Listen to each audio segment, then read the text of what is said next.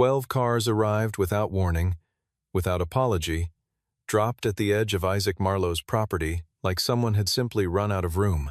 The woman who ordered it, Charlotte Vane, chief executive of one of the largest automotive distribution groups in the region, never thought twice about the man who signed the receipt.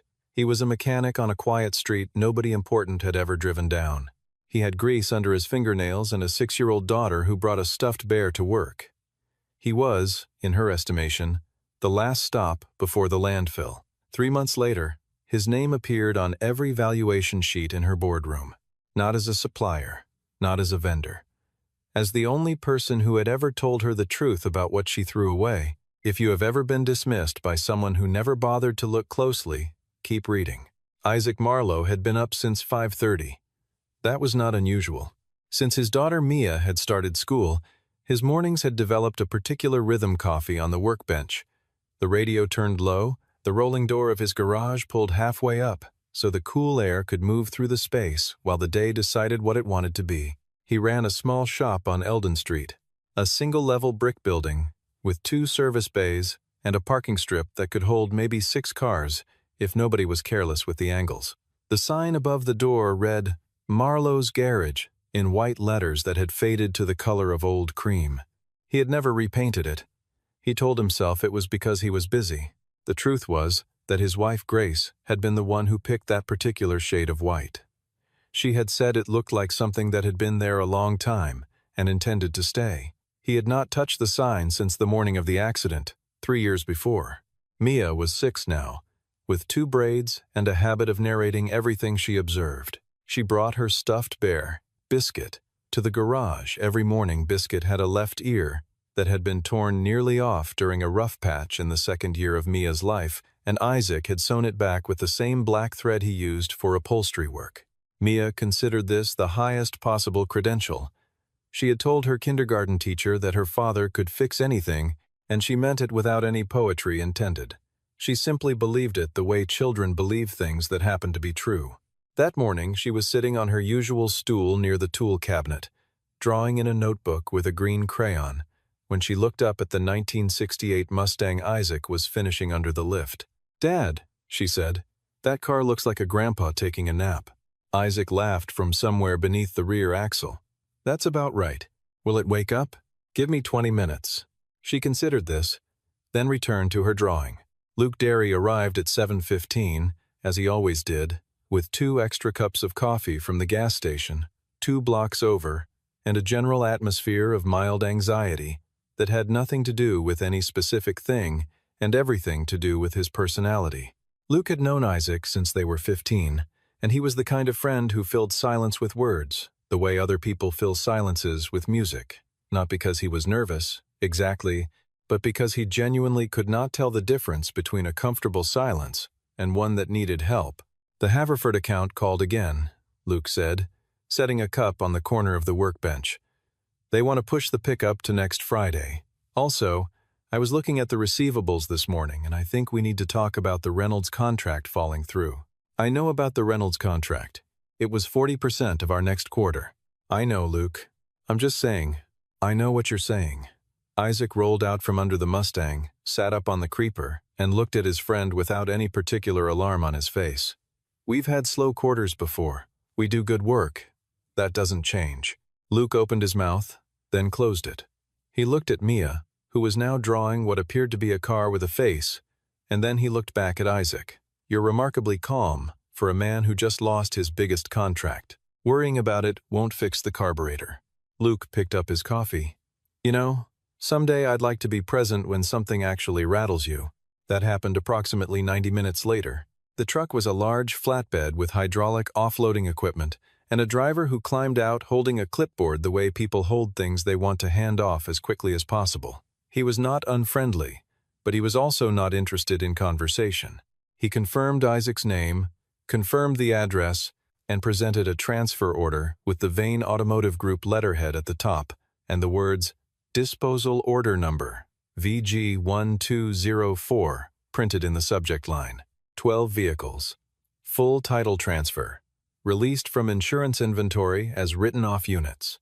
Receiving party assumes all responsibility for processing and disposal." Isaac read the document twice. He looked up at the driver.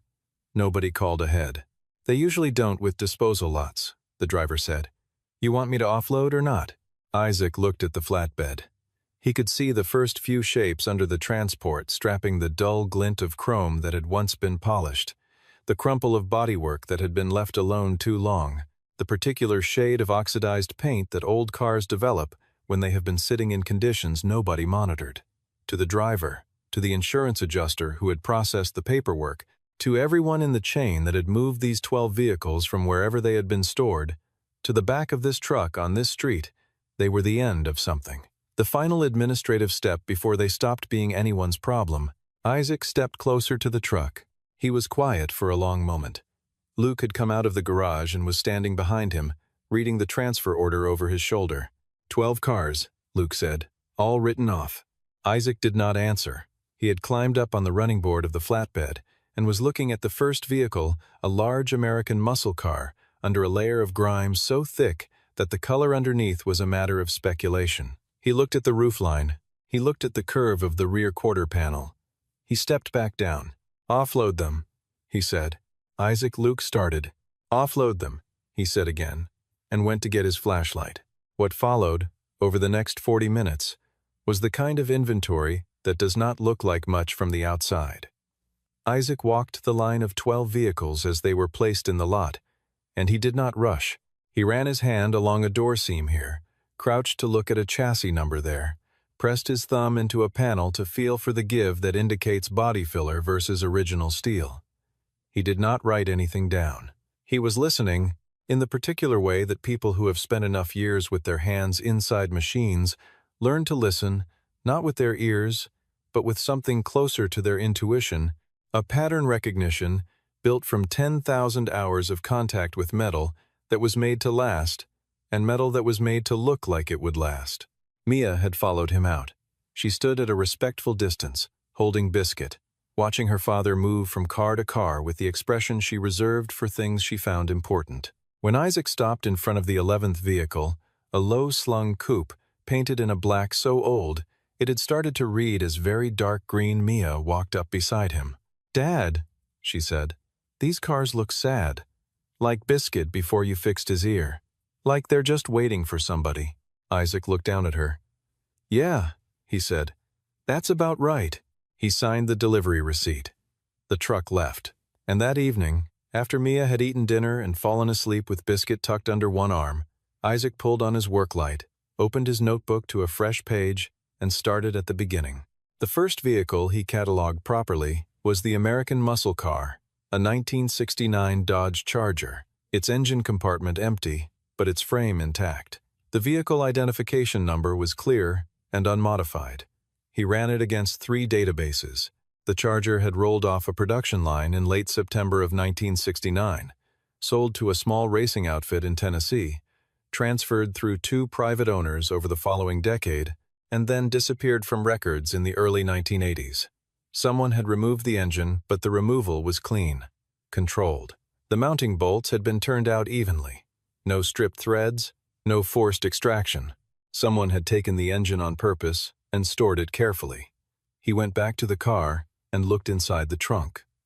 Under the spare tire well, wrapped in an oilcloth that had dried to a kind of cardboard stiffness, were 4 components that matched the original engine block specifications. Someone had not stolen the engine. They had hidden it inside the car.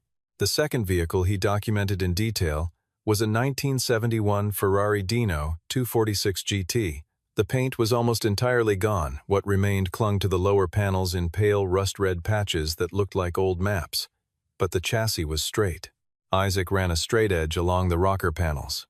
He checked the firewall for heat distortion. He looked at the floor pans for the ripple patterns that appear in metal that has been through an actual impact. There was nothing. The car had not been in a serious accident. The paint had not burned or bubbled from fire.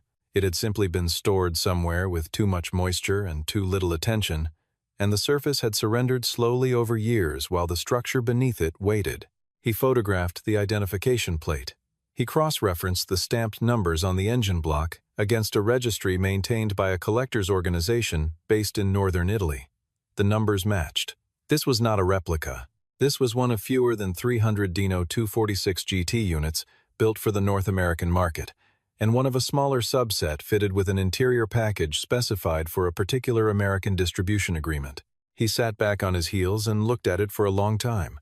Then he moved to the 11th vehicle, the black coupe that had made him stop during the initial walkthrough. He had saved it because something about its proportions was not right for what it was claiming to be.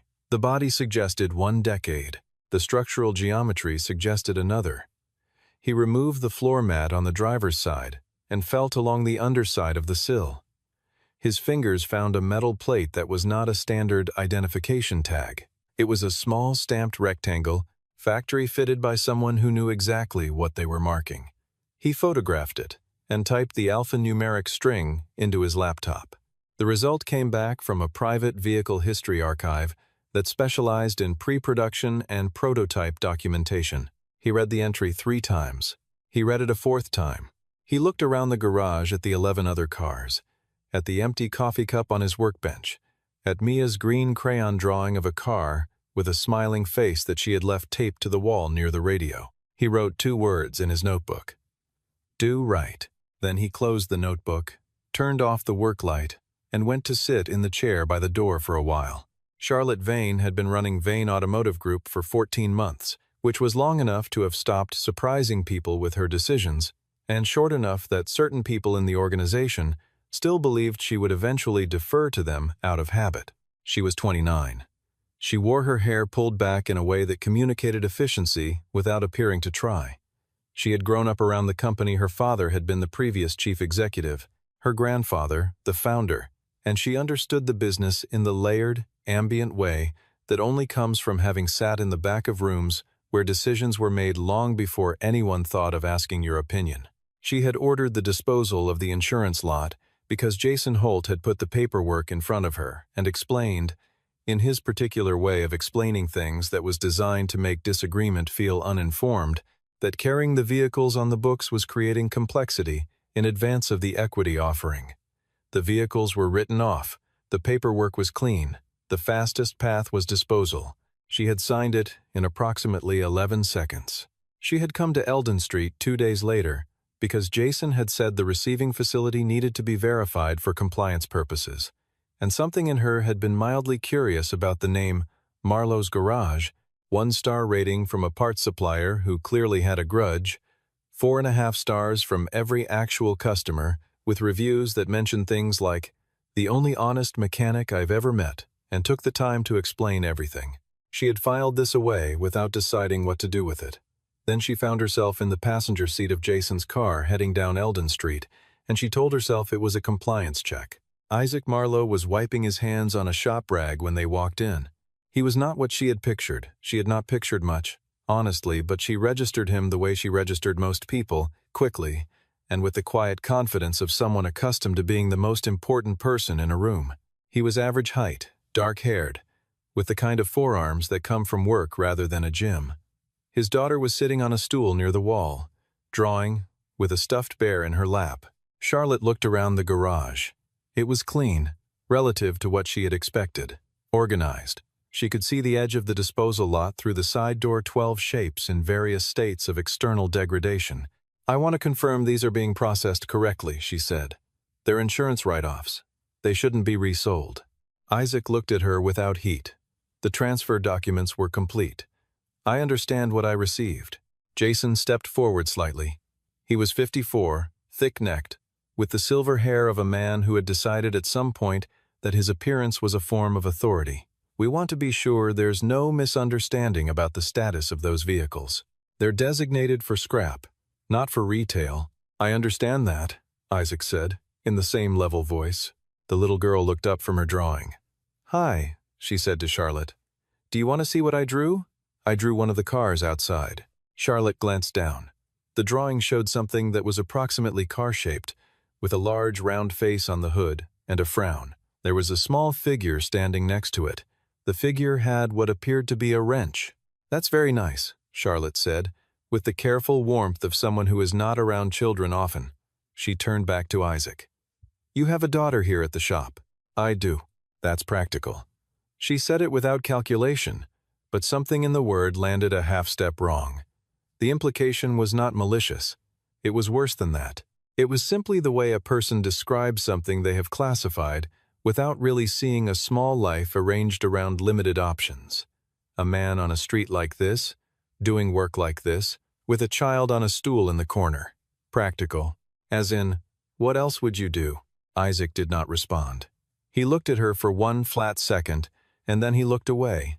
Luke, who had been standing near the back of the garage, tightened his hand around the wrench he was holding. Mia tugged gently on the hem of her father's sleeve. "Dad," she said quietly. The lady looked at the cars outside, the same way the boy at school looked at Biscuit, like he couldn't figure out what they were for. Charlotte and Jason left, 5 minutes later. As their car pulled away from the curb, Mia watched it through the rolling door. "The cars are pretty, Dad," she said. "She just didn't look long enough." Isaac crouched down to her level. "Some people don't, sweetheart."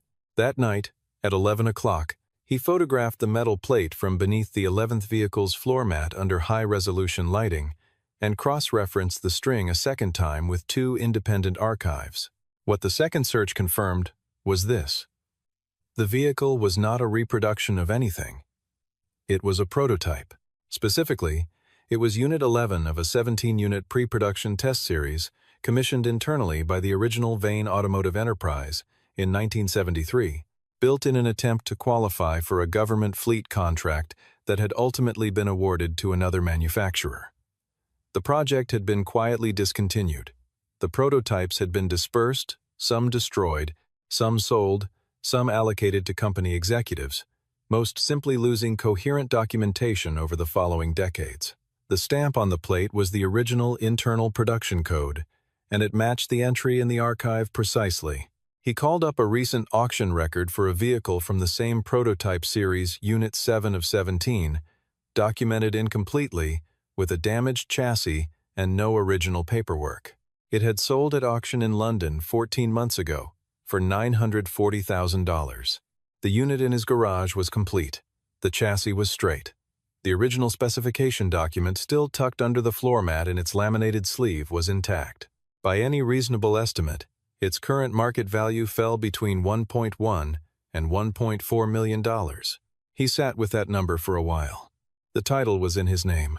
The transfer documents were signed and filed. By every applicable legal standard, every one of the 12 vehicles in his lot was his property, free and clear, and he could do with them whatever he chose. He thought about Grace. She had said once, very early in their relationship, that she was not afraid of him failing at things. She was afraid of him losing sight of why he did them. He had not understood it fully then. He understood it now. He opened a new document on his laptop. Over the following 2 hours, he assembled a 34-page technical assessment of all 12 vehicles, photographs, condition notes, historical documentation for each, current market valuations drawn from 3 independent reference databases, and a complete copy of the transfer paperwork bearing Vane Automotive Group's signature. He did not write any accusations. He did not include any demands. He printed one copy, sealed it in an envelope, and put it in the top drawer of his desk. He did not send it to anyone. Not yet. 3 days passed. On the 4th morning, a car pulled up to Marlowe's garage that did not belong to any of Isaac's regular customers. Jason Holt got out alone. He came in without knocking, looked around the space with the eyes of someone taking inventory, and spoke before Isaac could offer a greeting. "There was an error in the disposal order, Marlowe. We need to recover the full lot." Isaac set down the part he was holding. "The transfer documents were valid. I understand that. But there are assets in that group that weren't supposed to be included." Jason's voice had the careful softness of someone who has decided that a certain kind of gentle pressure is more efficient than open aggression. "We'd like to resolve this quietly. For everybody's benefit, I'm not sure I understand what benefit you're describing." Jason looked at him steadily. "You run a small shop. You have a daughter. You want to keep operating in this area without complications.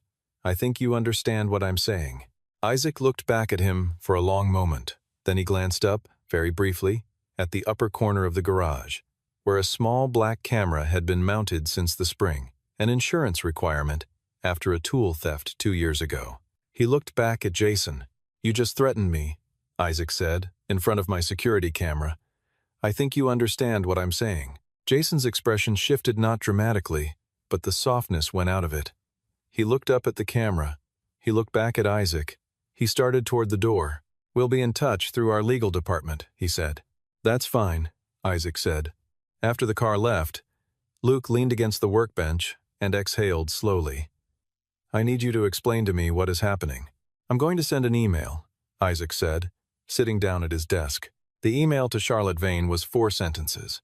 He said that he believed there were things related to the disposal order that she should be aware of before any legal process was initiated. He said he would prefer to discuss it directly, without intermediaries. He said he was available at her convenience. He left his number. He sent it at 11:47 in the morning. He did not look at his phone for the rest of the day. At 4 in the afternoon, Mia came in from the yard where she had been drawing on the sidewalk with chalk, and she looked at her father's face with the directness that children apply to problems they consider solvable. "Dad," she said, "are you worried about the sad cars?" "Not exactly," he said. "I'm thinking about doing something the right way." "Is there a wrong way?" "There's an easier way," he said. "It's not the same thing." She thought about this. "Okay," she said, and went to get a juice box. That weekend he worked, not out of deadline or obligation, but because he wanted to be standing somewhere real when the conversation with Charlotte Vane happened. He wanted to come with evidence, not argument. He and Luke put in 40 hours across the weekend, and they finished 3 of the 12 vehicles. The Charger came back to life in a way that was genuinely startling. The engine components from the trunk, cleaned, reassembled, reinstalled, with the original mounting hardware, started on the second attempt. The sound was not loud in the theatrical way that people who have never worked on old American engines imagine. It was deep and settled, a vibration that moved through the concrete floor and up through the soles of Isaac's boots, and it lasted for approximately 5 seconds before he shut it off, because Mia had run in from the other room with her hands over her ears and an enormous grin on her face. "It woke up," she said. "It woke up," Isaac said. The Ferrari, he did not mechanically restore. He stabilized it. He cleaned it properly, sealed the exposed metal against further oxidation, and shot it with a primer coat matched to the original color code. It looked, now, like a car waiting to become what it had been, not a finished restoration, but a beginning. The shape underneath was unmistakable. Even Luke, who had never been particularly moved by Italian automotive design, stood in front of it for a long time without saying anything. The prototype he did not touch at all, except to clean it carefully with a dry cloth and position it under the best available light in the far bay. He photographed it again in its current state. He placed the original specification document, still in its laminated sleeve, in the folder with the rest of his documentation. He printed the updated assessment. It ran to 34 pages. He added a 4-page addendum at the back, 3 short paragraphs on a single page, followed by a signature line. His proposal. On Sunday evening, Charlotte Vane replied to his email. 1 line. "Monday morning, 9 o'clock, my office." He arrived at 9 exactly, in a clean button-down and the dark trousers he wore to parent conferences. He had not brought Luke. He was carrying a folder. The Vane Automotive Group occupied floors 18 through 22 of a glass building downtown. The 22nd floor was where Charlotte worked. Her assistant showed him to a conference room with a long table and windows that looked out over the city in a way that was clearly intended to establish something. He sat on the side that faced the windows and waited. Charlotte came in 2 minutes later, poured herself water from the carafe on the table, and sat across from him. She was direct. "You said there are things I should know." He opened the folder and placed it on the table between them. She looked at the first page, a cover sheet with the 12 vehicles listed by make, model, and year. She turned to the second page and began reading. She read without speaking for a long time. Isaac watched her. He watched the moment, somewhere around page 8, when she turned over a photograph of the prototype in the clean light of his garage, and she stopped. She looked at the image. She looked at the specification document photographed beside it, with the VAG production code and the founder's signature in the corner. "Where did you find this?" she said. "Under the floor mat of the 11th vehicle." The laminated sleeve was still attached to the underside of the sill. She looked at the photograph again. "This is She stopped. Unit 11 of 17, Isaac said. The original pre-production test series from 1973. The specification document is original. The chassis is unmodified and structurally sound. The archive documentation is referenced on page 9. Charlotte turned to page 9. She read it. She turned to the valuation section. She read that too. Her expression did not change dramatically. She was too composed for dramatic expressions, but something settled in her face, or perhaps left it. "You've had these since last month," she said. "I identified the unit in the second week." She looked up from the page. "You could have sold them. All of them. The paperwork was valid." "Yes. Why didn't you?" He thought about Mia and Biscuit. He thought about Grace, and the things she used to say that he had only half understood while she was alive to say them. He thought about the 2 words he had written in his notebook, alone in the garage at 2 in the morning with 12 cars and a flashlight. "Because the prototype has your name on it," he said. "Literally. Your family built it. Whatever I might have done with the other 11 that one belonged in your hands." He paused. "And because doing it any other way would have meant becoming something I don't want to be." Charlotte was quiet for a moment. She turned the folder to the last page, the addendum, the 3 paragraphs, the signature line. She began to read. The door to the conference room opened. Jason Holt came in, and his expression when he saw Isaac sitting across from Charlotte was the expression of a man who has walked into a room and found that the situation is considerably further along than he expected. "Charlotte," he said, "I think we should have legal involved before—" "Jason." She did not look up from the page. "Please wait outside. I'm not sure that's—" "Please wait outside." She said it the second time, with the kind of quiet that is more final than raised voices. Jason stood in the doorway for a moment. He looked at Isaac with barely contained resentment, the look of a man who has misjudged where the leverage is and has not yet decided what to do about that. Then he stepped back, and the door closed. Charlotte finished reading the addendum. She set it down. "You're proposing to return Unit 11 voluntarily," she said, "with the condition that it goes into the company's heritage collection. Not to auction, not to a private buyer. You're proposing to retain ownership of the remaining 11 and continue restoration. And you're offering us the first right of purchase on each vehicle at independently verified market value." "Correct. And the third item." She tapped the last paragraph. "A formal restoration contract for the company's legacy asset inventory. 3 years. Scope of work to be defined clearly. Reasonable terms." He met her eyes. "I'm not here to extract anything. I'm here to propose something that works for both of us." Charlotte looked at him for a long moment. The morning light from the windows was behind him, and she was looking at him the way she had not looked at him on Eldon Street. Not past him, not through him, but at him. "Why did Jason come to your garage?" she said. "He told me the disposal order had been an error and asked me to return the vehicles. When I said the paperwork was valid, he suggested that my ability to keep operating in the area depended on my willingness to cooperate." "In front of your camera." "In front of my camera." She was quiet for a moment. Then she said, "I'm sorry about that." 3 words, clean and unornamented. Not a performance, an acknowledgement. Isaac nodded once. "Item 1, she said. "Agreed. Item 2 fair. Item 3, she paused. "I want to talk through the scope in more detail, but before that," she closed the folder and set her hands flat on the table. "You had every legal right to walk away from all of this with more money than most people see in a decade. And you came here instead. I want to understand why." He was quiet for a moment, not because he didn't know the answer, but because he wanted to give her the true one rather than the presentable one. "My daughter asked me if I was going to fix the sad cars," he said. "I told her it depended on whether someone asked the right way." He looked at Charlotte steadily. "You just did." She looked at him for a long moment. Then she did something he had not seen her do in either of their 2 prior interactions. She smiled.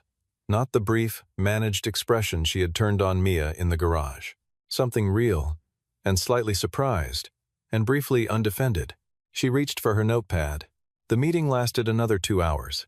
3 months later, Marlowe's garage was still Marlowe's garage. The sign above the door was still the old faded white that Grace had picked, because it looked like something that had been there a long time and intended to stay. The brick was the same brick. The 2 service bays were the same. but the interior had changed in the way things change when the pressure is off and the work can be done properly. A third lift had been installed. A new set of diagnostic equipment occupied the back wall, and 2 additional mechanics worked the morning shifts on a schedule Isaac had built around quality rather than speed. The lot beside the building held 9 vehicles in various stages of restoration. 3 had already left the Charger and 2 others, sold at independently verified market prices. The proceeds split according to the terms of the written agreement. The total from those 3 sales was more than Isaac had earned in the previous 2 years combined. He had not spent any of it yet except to pay down the equipment loan and to fix the roof on the back section of the building, which had been leaking since the previous autumn, and which he had been managing with a tarp and a certain amount of willful denial. On the morning of the formal handover of Unit 11, Charlotte arrived at the garage just after 9. She came without Jason Holt. Jason had submitted his resignation the previous month, at Charlotte's request, following an internal review that had been initiated after certain documentation was reviewed by the company's board. She came with the company's general counsel and the director of its heritage division, a quiet man in his 60s named Arthur, who looked at the prototype in the cleaned and lit third bay and stood without speaking for nearly a full minute. "We've been looking for this for 11 years, Arthur said finally. "It was under a floor mat," Isaac said. Arthur looked at him. "A floor mat. People look at the obvious things first," Isaac said. "Sometimes the important things are where nobody thought to check." Charlotte watched this exchange from a few feet away. She was holding a copy of the transfer documentation, the formal return of Unit 11 to the company's legal possession. The vehicle looked, under the lights Isaac had positioned, the way historical photographs of it had suggested it should look when new, low, and purposeful, with the particular stillness of something that had been built for a reason. The brass plate on the dashboard, the original upholstery, cracked but present, the specification document in a protective sleeve, back in the hands of the family whose name was on it. She signed her side of the paperwork. Isaac signed his side. Arthur shook Isaac's hand. The general counsel shook Isaac's hand. Charlotte shook Isaac's hand, and when she did, she held it for a moment, longer than a standard professional handshake, and said, quietly, so that only he could hear, "You could have made this a very different story." "I know," he said. "I won't forget that you didn't." He walked them out to the street and watched the transport vehicle pull away with the prototype secured in the bed. Luke came out of the garage behind him and stood with a coffee cup, watching the same thing. "You feel all right about that?" Luke said. "Yeah. No part of you wishes you'd just—" "No." Luke drank his coffee. "Okay." He thought for a moment. "The Dino's nearly ready." "I know. That one's going to be something." "I know." They went back inside.